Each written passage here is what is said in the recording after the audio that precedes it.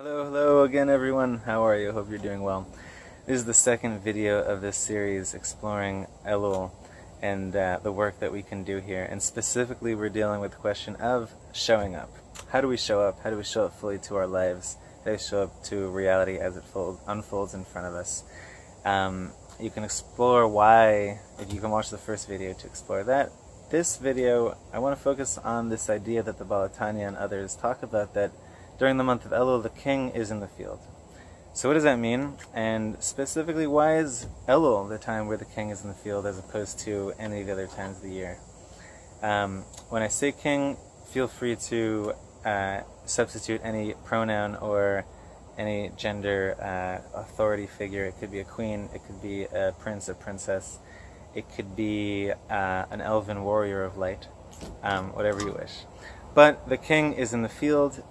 And what I think that means is that the king is in the field as opposed to being in the palace, as opposed to hiding behind the throne, hiding behind the palace, hiding behind the guards of the palace, but rather coming out into the world, being with the peasants, being vulnerable, being uncomfortable a little bit, being in a place that's a little bit foreign, perhaps. And that's what the king is doing right now. So why now? Because this is the time of the cycle of the year when this happens. If you look, this is happening in all of reality. This is happening in the natural world all over the place.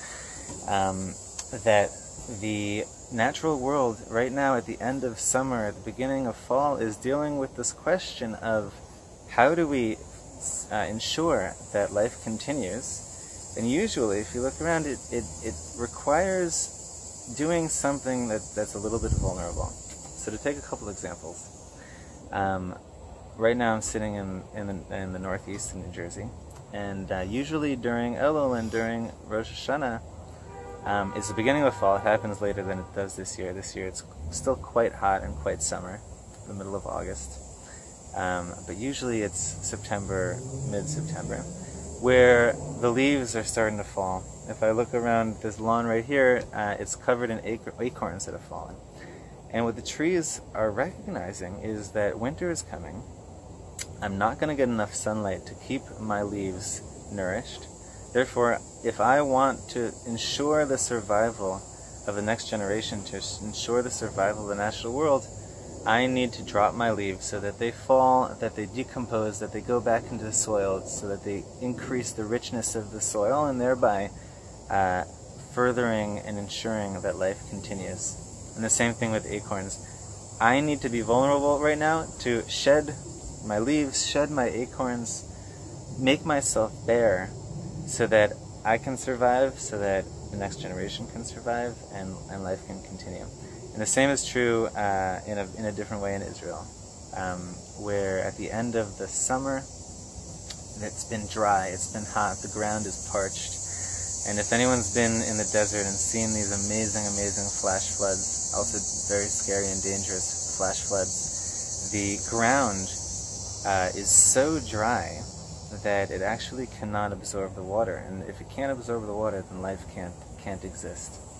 And so what the ground in Israel, what nature in Israel right now is being called upon to do is to be vulnerable and say, listen, yeah, I understand. You've gone through the summer and you've developed this way of being that's hard, that's callous, that you've constricted into yourself to ensure that you can survive. But if you continue doing this, you're not going to let water in. If you continue doing this, you're not going to be able to grow anything. And so therefore, you need to learn right now how to be vulnerable. You need to learn right now how to open yourself up a bit so that the water can enter, that the water can what's the word I'm looking for? Be saturated within you, so that you can further life.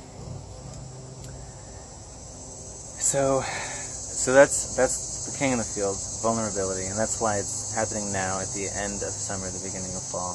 There's lots of other ideas around that we can be talking about. And that's our job. How do we show up fully in life? We need to learn how to be vulnerable. There's an amazing quote that I really like by Hazrat Khan, who's a Sufi master, and he says that God breaks the heart over and over again until it learns how to stay open. So we're going to be broken. We're going to be shut down. We're going to have to open our heart and close our heart, and open our heart and close our heart, until we learn how to keep our heart open, how to constantly be in the state of vulnerability, constantly being open to what life is presenting us in this moment. So, L'chaim, a little bit long, I know. I don't know if I'm going to be able to keep these to 1 minute things, but L'chaim, being vulnerable. And along those lines, I just finished carving this shofar. I just made this shofar out of a goat.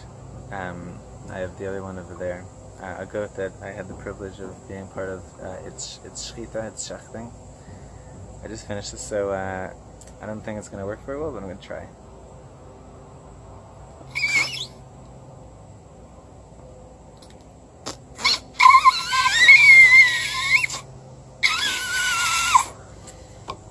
Anyways, that's it. L'chaim, l'chaim. May we all learn how to be deeply vulnerable, so that we can continue to sustain ourselves and to sustain deep relationships with ourselves and with others and with Hashem and with all of reality. It should be a good Elul. L'chaim, l'chaim.